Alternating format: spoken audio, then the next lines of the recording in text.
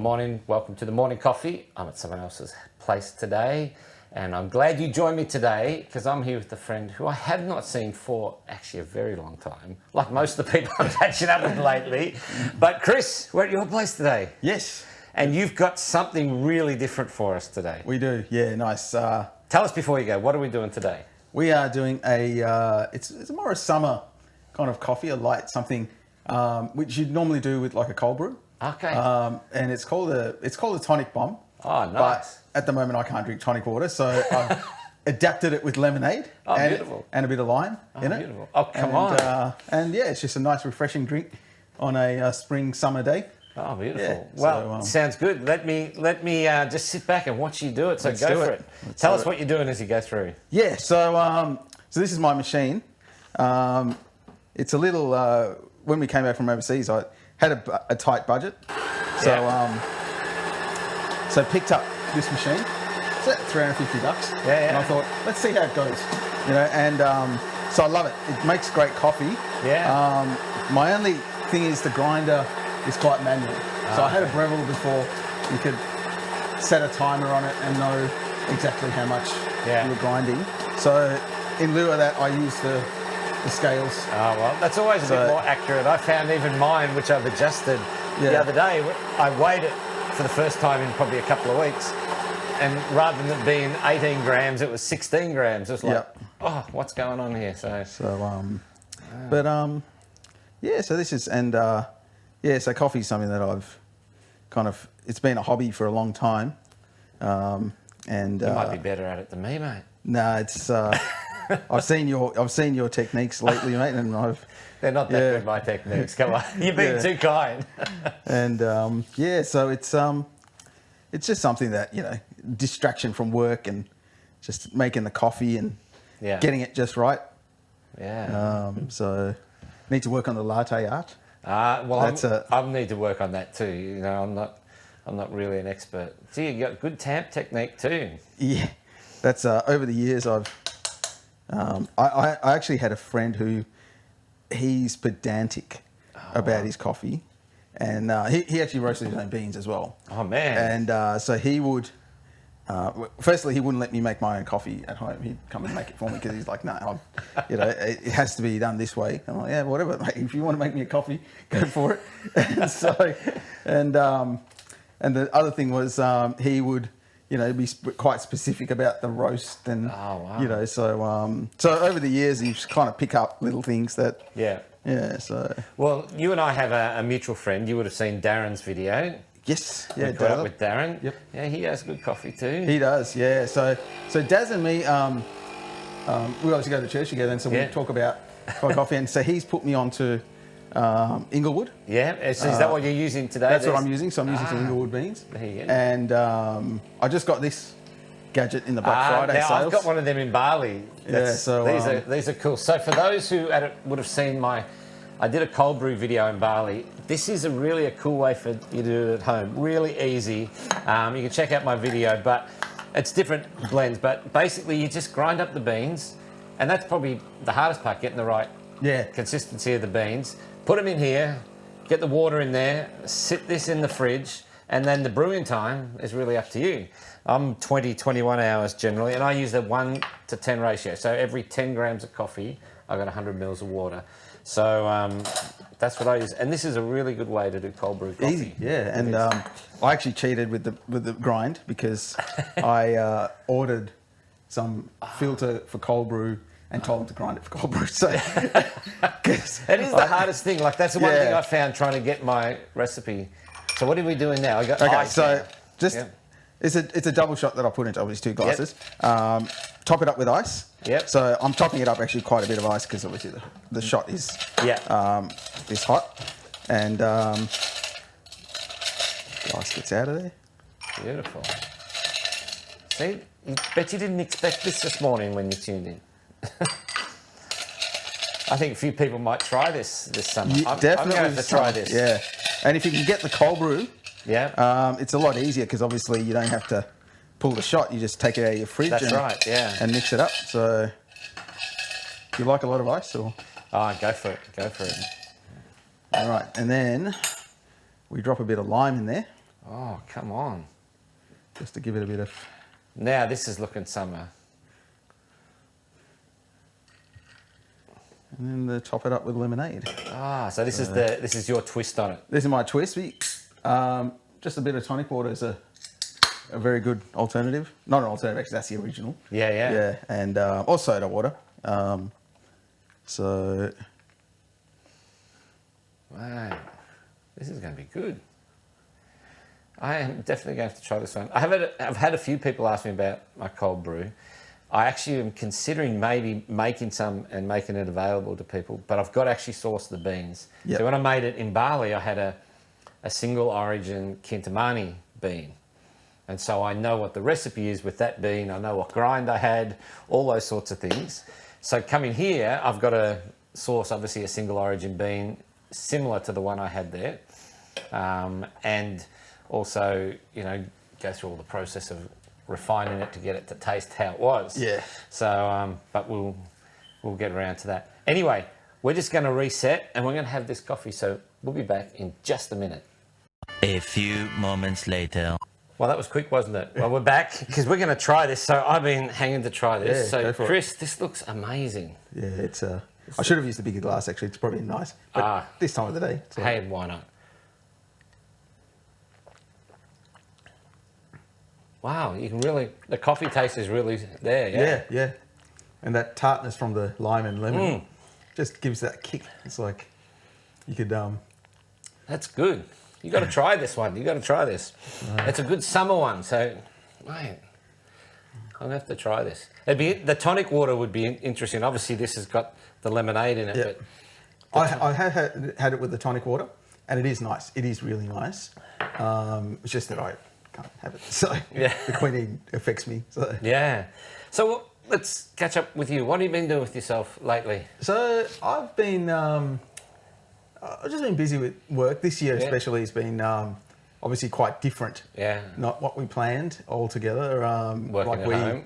Working at home and like in terms of even just church and everything's all different, So And you're still involved, obviously, with the church? We were, not this year, Yeah. because our role was in the gatherings, in the services. Yeah. So they're not happening. Which has actually worked out well because we felt at the start of this year we want to spend more time with the kids. Yeah. Because my son was, like Jordan's doing year 12, turning 18 next year. He's in year 12. He's in year 12, so we thought, well, he's going to move on with his life soon. Yeah. We just wanted to spend that time with them. Yeah. On the weekends especially, and normally the last few years we've just been busy with church Saturdays and Sundays. So. It can get crazy. Yeah, so we just thought, and this year, and so it worked out that way. Yeah. Which is good, and working from home obviously was good as well. To a point, until everyone was at home. You got Zoom fatigue? Yeah, Zoom fatigue, and then everyone was at home at once, and so. Mate. But we got through it. So that's been the year. Yeah, that's been the year, and big changes. Like I went from working for myself after 20 years to go into a full-time job. Wow, how did you find that transition? I think I was ready for it. Yeah. It was quite. I had a lot of issues with my health over the years, and so I found working for myself quite stressful in the sense that I enjoyed what I did, but I didn't enjoy all the stuff about the business and running the business. Yeah. And, because I just didn't get a break after hours, and so I was ready for it, and I was ready to just do my work, and someone else worries about paying me, and And how is your health? How's that going? My health has been good. I got the news in July this year that I was my leukemia has been now in remission. Oh, fantastic! And so we've had 2 follow-up tests since then, and it's been undetectable each time.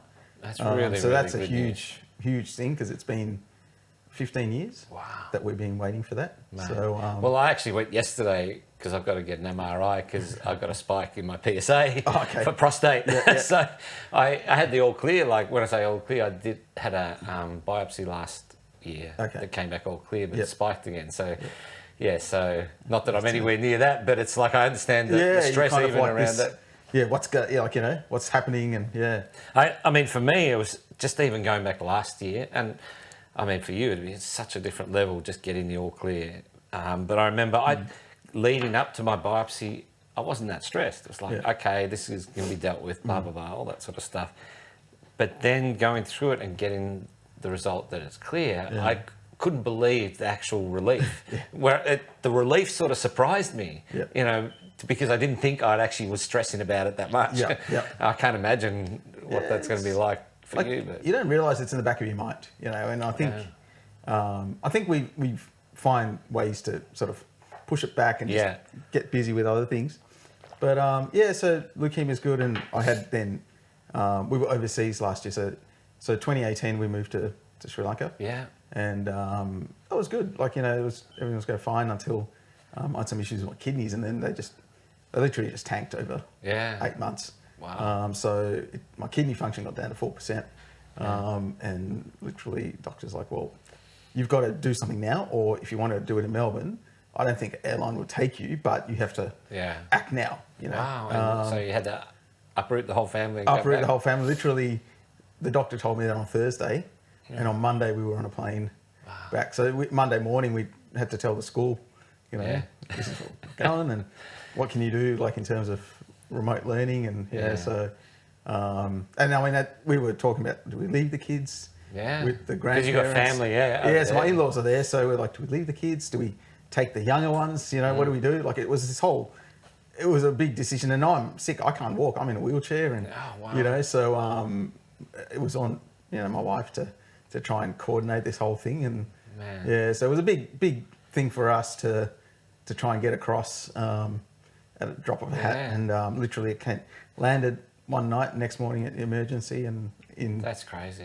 So so basically now that's all sorted, and you know, on dialysis, but that's going really well. Oh, that's do awesome. it at home. So, and music, still doing it? Trying to, trying to. The kids have now. Jordan's now taken over. What's he play? So he plays the guitar and piano. Oh, nice. And so that's his go-to for even, you know, year 12 with all the stress.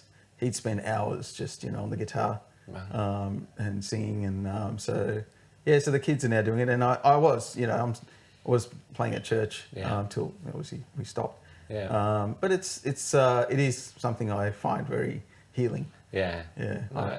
So it's good having music in the house, just coming home. Like, I missed having a piano in the house.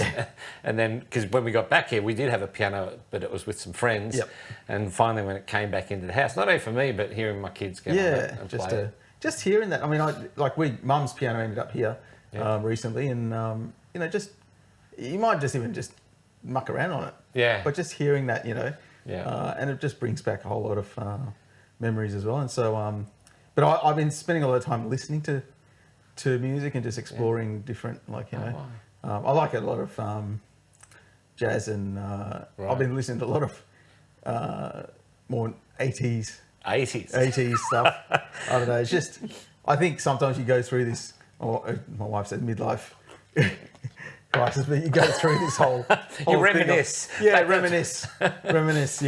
And I was actually looking for some of the worship tracks from that era as well. That, you know, like we had and some of the stuff that came out back then. Would have been like all the early Integrity stuff. I had a season of that, which it was funny because when I was going through the worst of all my kidney issues, I just had this thing where I listened to all this stuff from the 90s.